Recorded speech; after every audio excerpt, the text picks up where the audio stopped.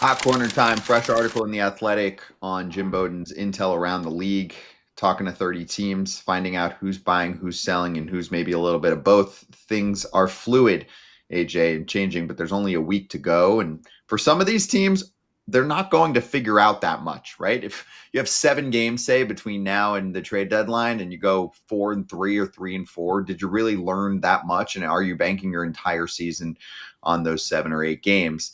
Let's show the board, though, and then we can pick out some teams that we feel good about or some teams that we think should go in a different direction. The buyers list here, and I'll read this out for the podcast crowd too. Detroit, Philly, Houston, Chicago, Mets, Reds, Brewers, Yanks, Red Sox, Dodgers, Padres, Giants, Blue Jays, Mariners, Sellers, Miami, the White Sox, Orioles, Rockies, Braves, Pirates, Athletics, Nats. Nothing surprising there. And then possibly both, AJ, the Rays, the Guardians, the Cardinals, the Twins, the Rangers, the Royals, the Diamondbacks, and the Angels. Yeah. I mean, the sellers are pretty obvious, aren't they? Yes. The ones to me are they're intriguing are the buyers and sellers, possibly. Because like the Rays do a really good job of this, of trying to thread the needle where they'll trade somebody, but they'll get somebody back that might not be as big of a name, but it fits the role that they need, right? Diamondbacks are the ones that like, are they going to try and get rid of Gallen to bring back some other pieces? Even Texas, right? It wasn't that long ago. You know what I'm saying? So I don't know. I think it's an interesting, the Angels, again, we talked to Joe Adell. What are they? Cleveland, Minnesota, they seem more like the seller type to me. KC's in a weird spot because they made the playoffs last year. The sellers are pretty obvious. The buyers are pretty obvious. To me, the intriguing teams obviously are possibly both because we just don't know what's going to happen. That's why this trade deadline is going to be fascinating because there's not as many sellers with high quality products as in the past. Yeah, the one team that I'm looking at that I'm interested in is Cincinnati is there on the buyers list. And with the recent success that Milwaukee's had, obviously, AJ, you talked about how good the Cubs have looked and are playing. Cincinnati is the third best team in that division. Are they a top 6 team in the National League? I know they're, maybe 3 or 4 games out of a wild card spot, but is that a team who's can kind of switch to a seller, maybe a buyer and a seller, depending on how this next week goes? But it's always hard. I still kind of view things from a player's perspective. You played a ton of games up until this point, and you kind of feel like your team's destiny is, based on this next week. You can go 0-6 in April, and it's talked about, and you just continue to play the games. But if you go in 0-6, this could be the difference in your team buying and selling, you losing teammates, friends, you getting traded. So it's interesting that I've never kind of viewed it from a GM perspective of how you kind of view this last week leading up into the trade deadline. And this has to do with percentages. Most front offices have a percentage of what they think a playoff appearance looks like for them at the moment, and that's what they play to. They look at the standings, and then they also look at projected totals for the rest of the year. I've heard GMs on the record in the past couple weeks mention stuff like that. The Reds are 3.5 games away from a playoff spot right now, matched with San Francisco and with the Cardinals, right? But they have the Cardinals as the on the fence kind of team, where San Francisco and Cincinnati are 3.5 out and in a different spot. I think part of that, Kevin, has to do with where those teams are in the bigger picture. The Cardinals came into the year doing nothing and just riding the youth getting more playing time and this being an adjustment period. They, I think, themselves probably didn't think they were going to be in this spot close enough to be in playoff range. They haven't played as well lately. San Francisco bought. I mean, they bought in the offseason. They bought when Rafael Devers was available. And for Cincinnati, I think they're buying into the starting staff they have. They have some great swing and miss there. There's probably 1 or 2 prospects because they keep drafting pitchers high up. Probably 1 or 2 prospects that could make appearances in the second half of the year and be a big deal. I mean, we've seen Chase Burns already pop up for them. Hunter Green should be back soon, I think. So maybe they're looking at their staff thinking, hey, our best might be yet to come, and our percentage chance is higher than some of the other teams in a similar spot. I mean, they definitely have with Hunter Green and the emergence of Chase Burns and Lodolo. Like that's a team that if you can sneak into the playoffs in a 3-game series, that's an incredibly difficult starting staff to face. So, and then you got a guy like Nick Martinez that could start, come in the bullpen, but Cincinnati, like you said, they do have some guys coming up, that could fill some spots. But Cincinnati seems like the perfect team that should kind of be in the middle. Could buy and could sell. Sell from some areas of strength to add to some areas of weakness, knowing that they have some guys coming up. But interesting team. You can never count a team with, their Skip leading the way. They got a lot of young talent. I remember going there a couple years ago, middle of summer when I was with the Braves, and it was kind of the emergence of a lot of their young guys, and the place was sold out. And I remember watching on TV when they're in the playoffs too. It's such a great baseball place, and it's a team that I'd love to see get in the postseason because I know how important baseball is to that city, and they have they just have a lot of young talent, and they're a fun team to watch. Yeah, Bowden mentioned that the Reds are looking for an outfielder. They want some more offense. And then they're looking for some bullpen help, as is every team that's in the running. And he mentioned how Nick Kral's trying to push chips in right now, who's the GM of the team. We know AJ Terry Francona's in win now mode. I mean, he came back to try and lead a playoff contender here. Yeah, he's not coming back to rebuild. I mean, the Reds are in, right? The Reds are going for it. The Giants, you mentioned the Giants. The Giants got to go for it. They already threw all their chips in the Devers trade.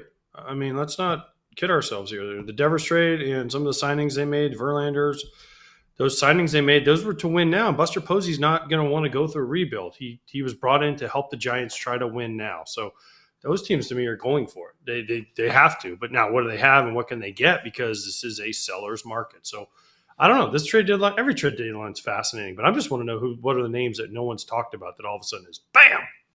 Time for a quickie break. Todd Father and I are going to tell you about Huel, but it's mostly going to be Todd Father because I'm going to take a sip. Well, we're talking about Huel, 27 vitamins and minerals. It's a complete meal. Let's listen. We all have busy schedules. As Scott's sipping it down, it looks delicious. It tastes delicious.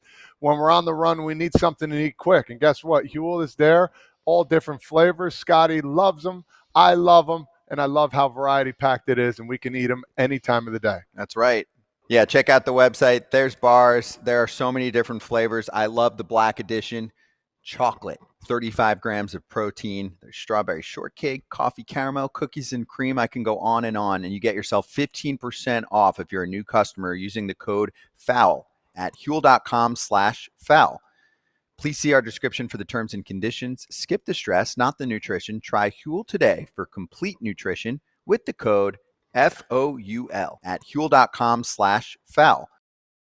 If the Diamondbacks play well enough over the next week, it is going to make this market challenging. There are just not a lot of teams with good players that you can see making a major impact in the playoffs that are going to be available right now. I mean, we've gone through this, Kevin, but the White Sox don't have much to offer. The Rockies don't have much to offer. The Marlins have a little bit if they're going to deal away Sandy Alcantara or Edward Cabrera. Sure, that can be an impact starter in the playoffs. And maybe they take advantage of a market like this and say, hey, there's not much available like what we have. I think Pittsburgh's going to trade Mitch Keller. I've actually been going back and forth with some commenters on YouTube that think he's got too many years left of team control. I'm like, I don't think that matters. They're going to look at where he's at right now and how there aren't starters like him available, or not many of them. I mean, he could be a number 3 starter on a playoff team.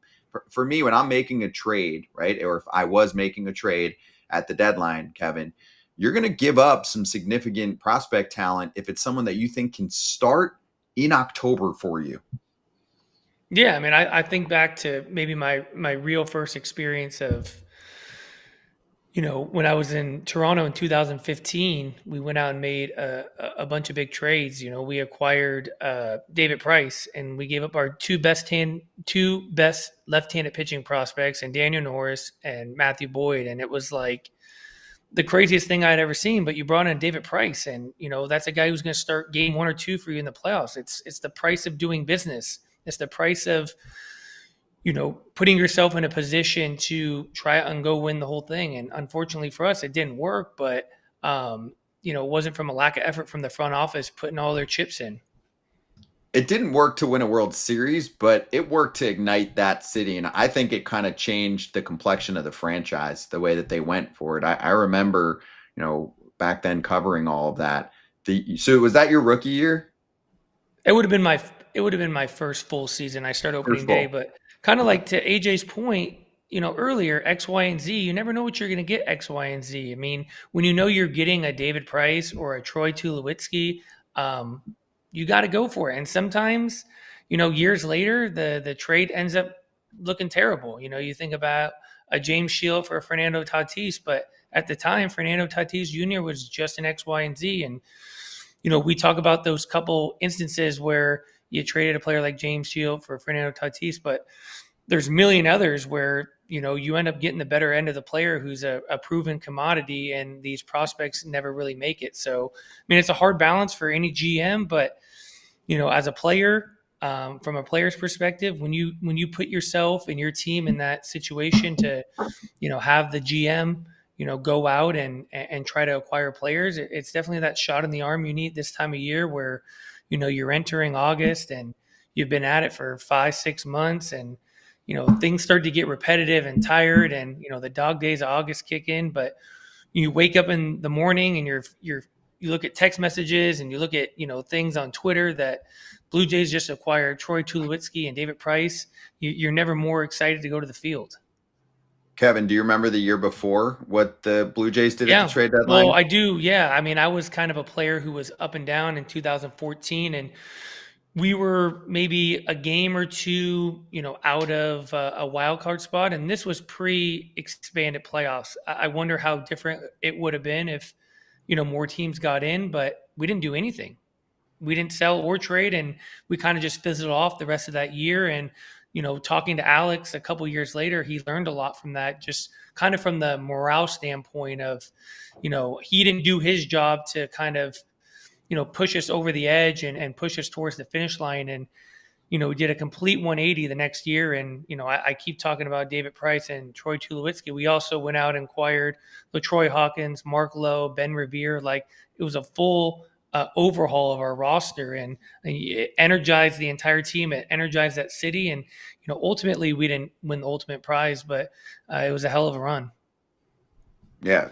Bautista ripped him at the deadline because you guys were in the running. And Anthopoulos spoke after about it years later, and how he learned a ton from that time period, and how, he felt like he let the team down that one year, and he was like, I was going to make up for it the next year. And I would say David Price and Troy Tulowitzki as your ads, that certainly makes up for it. So the problem this year.